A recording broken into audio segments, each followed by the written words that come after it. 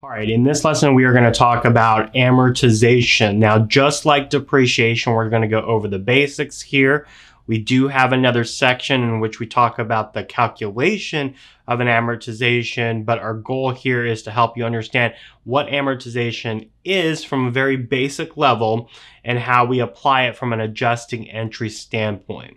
Now, amortization is just like depreciation, so this is a deferred expense type of adjustment, and so that's why it's included here. So as we go through this, think of it as a deferred expense situation in which the cash is paid up front, and then we're going to allocate that cost over a period of time. So if you're ready, let's get into amortization. So amortization is exactly like depreciation. It is a cost allocation process to systematically allocate the cost of a long-term non-tangible asset over its useful life. So what do we mean by non-tangible?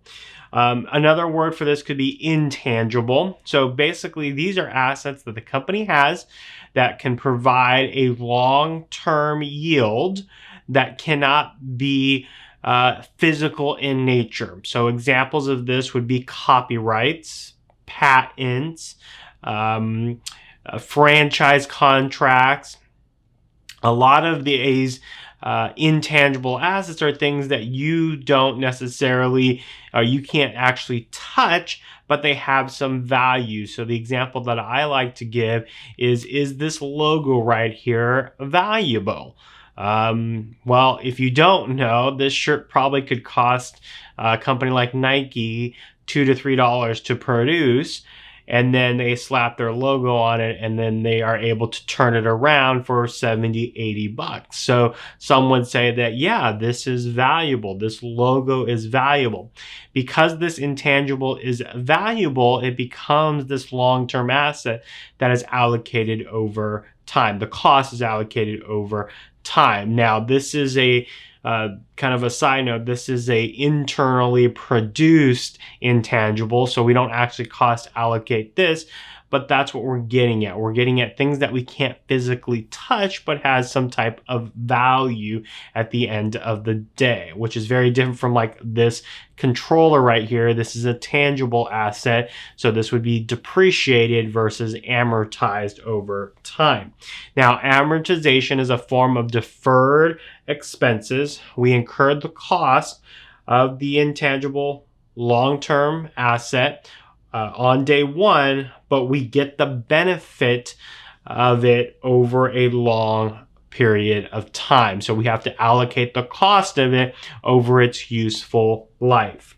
Now, just like we have supplies and supplies expense here in amortization, we also have amortization expense. So we have asset and the amortization expense. However, unlike supplies and supplies expense, we do not reduce the asset amortization balance. Instead, we use an account called accumulated amortization. So we will use this new account to show the decrease of the asset without actually hitting the asset, just like we do with depreciation.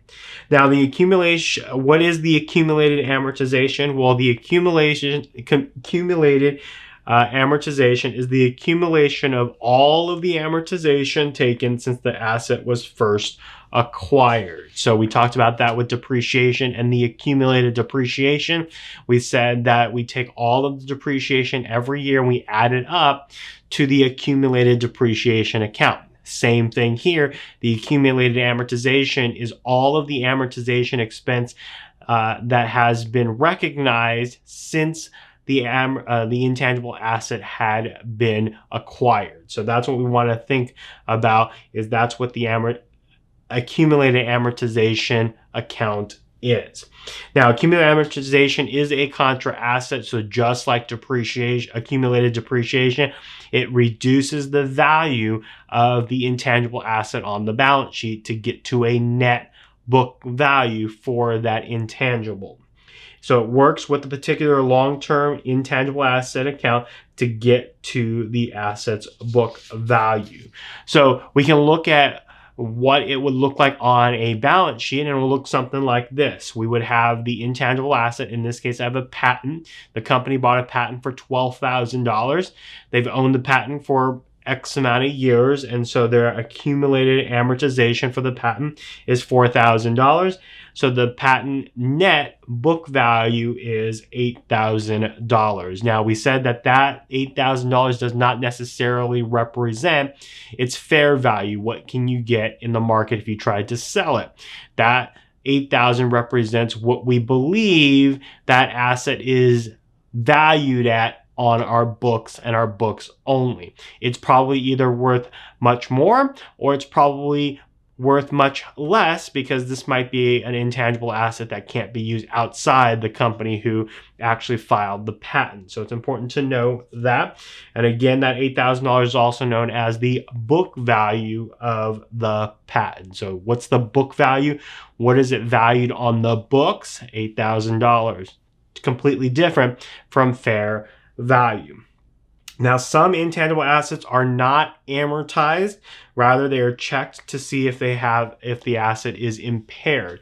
So we might have things like this Nike logo. If I were to purchase from Nike logo, that's how I would acquire a logo intangible asset on my balance sheet.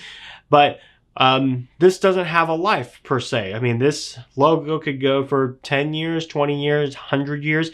And so what we do is we check it for impairment every year to see if it lost value because of a year going by. And so if nothing really happens and it's still valuable and it's still producing a lot of revenues for the company, then we would say that it hasn't been impaired. Now, if something goes wrong and there's a legal fight and people distrust the brand, then we can say that this logo is not worth exactly what it is. So we may impair it and reduce the value by booking the difference into an expense account. So not every intangible asset is amortized, and if it isn't, it usually is checked to see if it's been impaired. So that's a note here. All tangible assets, they are depreciated, so they don't get the same treatment when it comes to impairment and not being depreciated. Now, we do check for impairment for tangible assets, but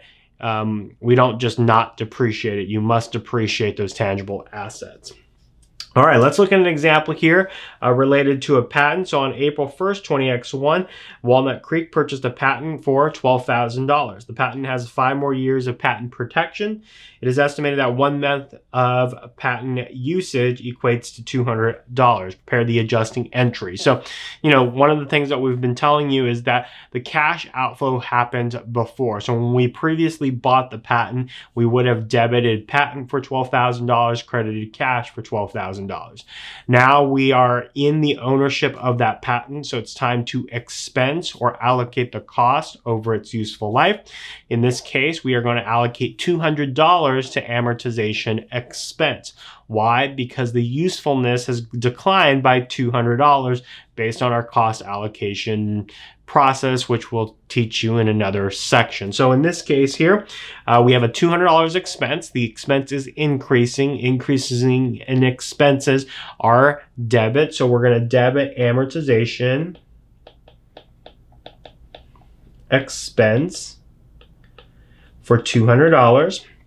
And the question is what do we credit? Well, we're not going to credit the patent account because we don't do that with depreciation or amortization. In this case, we are going to credit accumulated amortization. So accumulated amortization for $200. Okay, so that's what it will look like. Now here are some T accounts. So we kind of just zeroed everything out just for the ease of things. So amortization expense is a debit, so we'll put it on the left hand side of the T. Accumulated amortization is a credit, so we'll put that on the right side of the T. So our ending balance is 200 on the accumulated, 200 on the amortization expense, and then we're going to say the patent still is worth $12,000. So again, we don't hit the patent account when we're making this adjusting entry, and again, we're not hitting the cash account for this journal entry as well. So we've booked the $200. Now, what would this look like on the balance sheet? Well, the patent would be shown at $12,000. And then right underneath it would be the accumulated amortization for $200, netting out to a patent's book value of $11,800. So that's what we would have on our balance sheet. Okay. So that is a look at amortization. Again, a lot of the things with this amortization is very much the same as depreciation. The real key thing of showing you these two lessons or discussing these two lessons is to help you understand that amortization and depreciation are just like any other deferred expense journal entry. The only difference is maybe the account's names, but what are we trying to do? We prepaid for something, so we prepaid it because we paid it in advance, but we can't book the expense when we bought it because there is some life to it. So we are going to amortize or depreciate the cost, allocate the cost over its useful life, and in doing so, we have to then recognize the expense over time. A little bit different than maybe supplies, because supplies we actually see a physical deterioration versus an equipment where we don't really see the physical deterioration, but we still need to book an expense over time because of GAAP. So that's kind of what we're trying to do at the end of the day. So I hope you enjoyed this lesson, and we'll see you in the next video. Hey guys, it is Patrick. Don't forget to press the like button and share this video with someone who could get a lot of use from watching this lesson, like maybe a classmate or maybe a friend or maybe just a parent, just because you wanted to share this video because you're very excited about what you saw. Share it with someone. And if you want to help us grow and help us make sure that we put the very best in accounting topics out on YouTube, make sure you press the subscribe button and turn on that notification bell. That way you're alerted every time we post videos to this channel. Now, I do this with every one of my classes at the end of class. What did you learn from this lesson? Put that in the comment section below and I'll respond to you on what you got out of this video. So hope you enjoyed this video and we will see you in the next lesson.